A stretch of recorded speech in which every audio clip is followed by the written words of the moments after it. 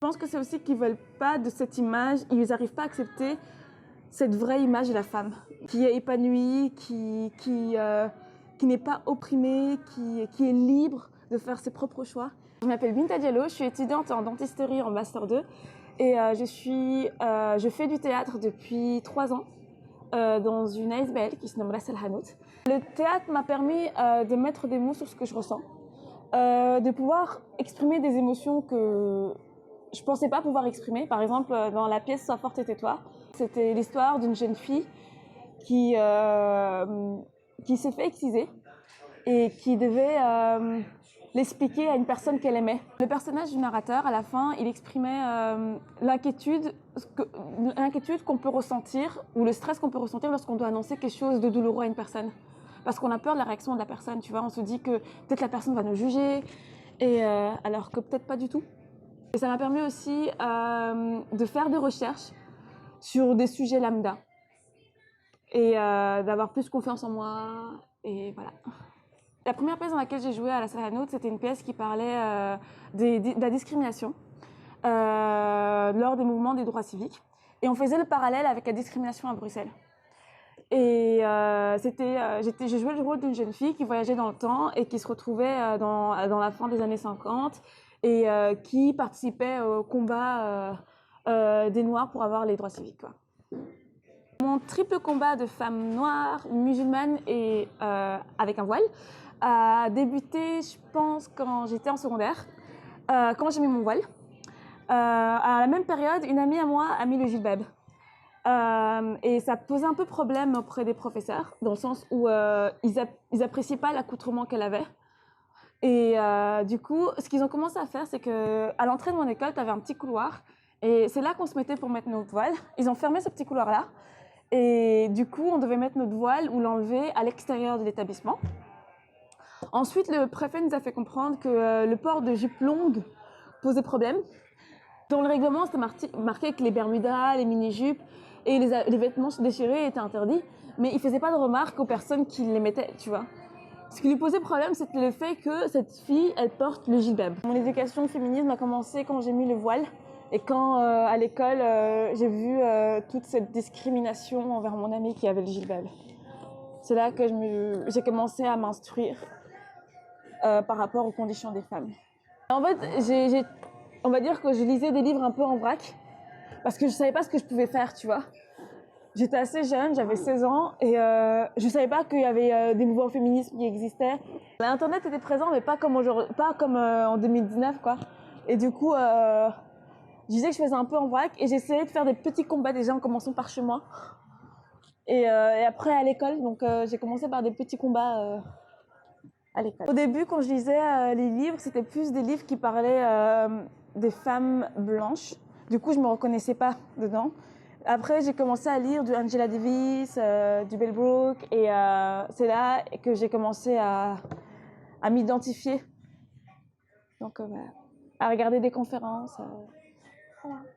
Le fait d'être une femme noire et avec un voile, pour moi, c'est un peu comme si j'étais une ambassadrice, dans le sens où je devais montrer le bon exemple pour que les gens ils aient rien à me reprocher, tu vois, qu'ils aient rien à reprocher aux femmes musulmanes. Du coup, je me dis que je dois avoir un comportement irréprochable, que ce soit dans la rue, que ce soit à l'école, partout. En fait, ce que j'ai peur que les gens ils assimilent l'échec au fait que je sois avec un voile ou que je sois noire.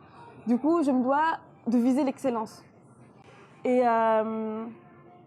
aussi, les gens, ils ont tendance à penser que quand on est voilé, on s'amuse pas, tu vois, qu'on est cloîtré chez nous, alors que c'est pas du tout ça. Moi, je me tape des délires avec mes potes qui ont le voile, et même avec les potes qui n'ont pas de voile. Je voyage, je suis pas... En fait, ils ont une certaine image de la femme avec un voile qui est pas forcément cette image-là, c'est pas réel, tu vois. Bon, peut-être que ça existe, mais ça ne représente pas toutes les femmes. Oui, on voyage, oui, on n'est pas cloîtré chez nous, oui, on n'a pas besoin forcément d'un homme pour pouvoir voyager. Le fait, c'est pas pour montrer aux gens que je m'amuse, c'est surtout pour profiter des paysages avec mes potes et de se marrer, quoi. Et ça, c'est aussi des fois, les gens, ils sont en mode ouais, t'es hyper ouverte. Je suis en mode en fait, non, c'est juste que vous avez une certaine image de la femme de confession musulmane et que c'est pas forcément ça, c'est pas ce qu'on est. Et c'est que vous nous avez jamais posé la question de ce qu'on faisait de nos loisirs, hein. Pour moi, ça pose problème qu'on parle toujours à notre place parce que c'est pas forcément ce qu'on ressent, tu vois. Et du coup, les gens, ils ont tendance à penser qu'on se sent mal pour des trucs alors que peut-être pas. Et c'est pour ça que genre, je trouve ça un peu hypocrite dans le sens où la femme de nos jours, elle est un peu mise à l'avant, mais pas la femme musulmane parce qu'on la voit pas assez dans les plateaux TV. Et généralement, quand on doit parler des femmes, c'est souvent bon, c'est un peu évolué, mais c'est souvent une personne qui est pas musulmane qui vient parler à notre place. Et ça, je trouve ça un peu hypocrite, quoi. Parce que si c'était un homme qui était venu parler de la femme en général, ça aurait fait polémique, mais voilà. Je pense que c'est aussi qu'ils veulent pas de cette image, ils n'arrivent pas à accepter cette vraie image de la femme de confession musulmane, qui est épanouie, qui n'est pas opprimée, qui est libre de faire ses propres choix. Des fois, je vais mettre en avant le fait que je suis une femme noire. Des fois, je vais mettre en avant le fait que je suis une femme de confession musulmane. Des fois, je mets en avant le fait que je suis une femme. Ça, c'est souvent dans les discussions avec les membres de ma famille. Dans ma culture, la femme, elle n'a pas autant de droits, en quelque sorte, que la culture occidentale. Ma culture, en fait, elle a une certaine image de la femme. Et moi, j'ai tendance à aller à l'encontre de cette image-là. Et des fois, quand je discute avec mes oncles, pour eux, c'est pas normal que je pense de cette manière-là, tu vois. Par exemple, juste le fait que si je dis oui, j'aimerais bien prendre un appart avec des potes, pour eux, non, c'est impensable, si je suis pas mariée, de prendre un appart avec des potes, tu vois. Et ça n'a rien à voir avec la religion, c'est juste la culture qui pense comme ça. Cette vision de la femme, tu la retrouves pas dans toutes les familles. Tout dépend de l'éducation que les personnes ont eue. Le simple exemple, c'est faire les tâches ménagères en tant que femme. On a tendance à penser que, genre, dans ma culture, qu'il y a que les femmes qui doivent le faire, tu vois. Alors que pour moi, et des fois on me pose la question, est-ce que ton frère, il t'aide? Mon frère, il n'aide pas à faire les tâches ménagères. Il participe, vu que c'est aussi sa maison, tu vois. Donc, la question d'aider à faire les tâches ménagères, pour moi, c'est pas logique, vu qu'il vit dans la maison. Comme je ne suis pas née ici et que j'ai grandi à Bruxelles, c'est que des fois, je ressens un décalage. Ma famille, on va dire que des fois, ils comprennent pas comment je réagis. Surtout quand je parle du statut de la femme. Par exemple, pour eux, être une femme épanouie, dans ma famille en tout cas, c'est une femme qui est mariée et qui a des enfants. Alors que pour moi, non, une femme épanouie, c'est une femme qui a réussi à s'élever intellectuellement, à réaliser des choses, à réaliser ses objectifs. Et ça c'est un peu difficile des fois à expliquer à mes parents. C'est qu'en fait, on ne me demande jamais ce qu'on veut, nous. C'est qu'on ne pose jamais la question de ce qu'on veut faire ou ce qu'on aimerait être, tu vois, en tant que femme musulmane.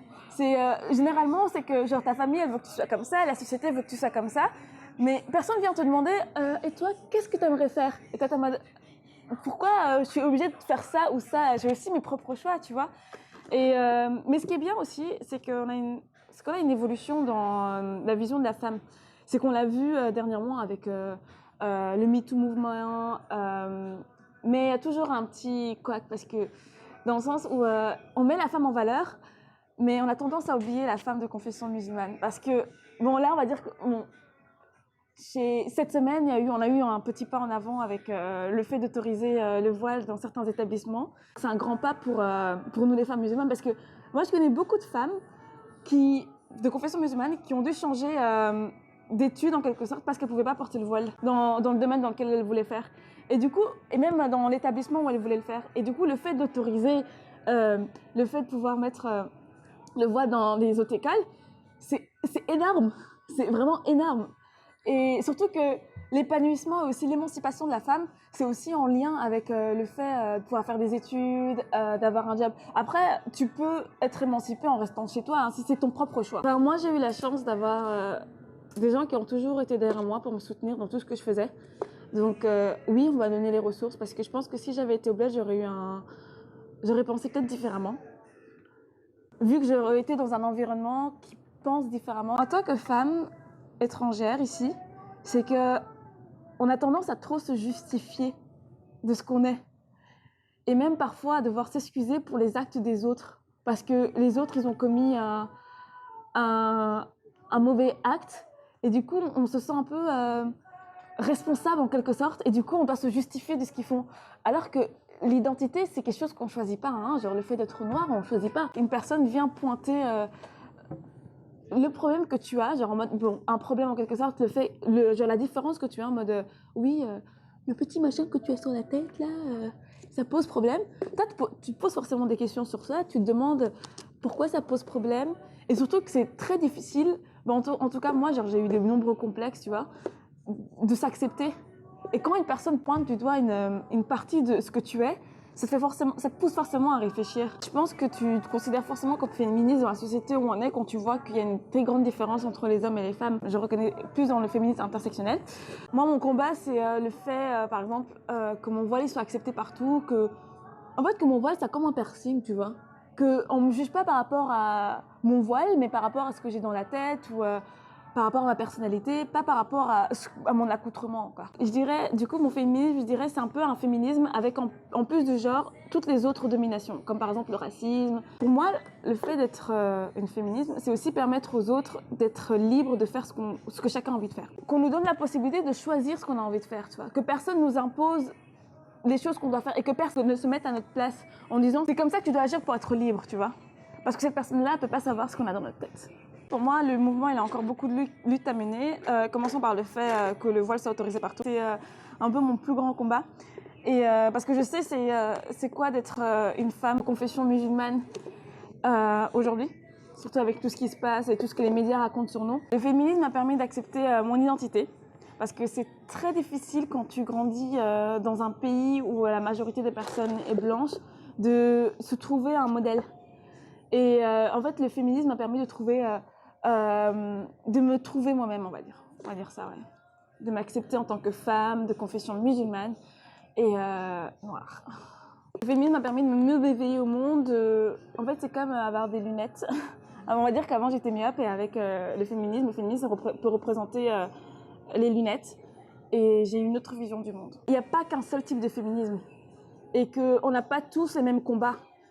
Et c'est bien d'accepter les combats des autres, de les inclure dans le combat qu'elles mènent. Être une femme dans notre société, c'est être une personne libre de faire ce qu'elle a envie de faire. Que personne ne nous impose des choix, qu'on ait les mêmes droits que les hommes. Ce que j'ai envie de dire aux autres femmes noires, musulmanes de mon âge, qu'elles font ce qu'elles ont envie de faire. Si elles ont envie de rester chez elles, c'est leur choix. Si elles ont envie de faire des études, c'est leur choix. Et qu'elles doivent essayer de surmonter les limites que la société nous impose.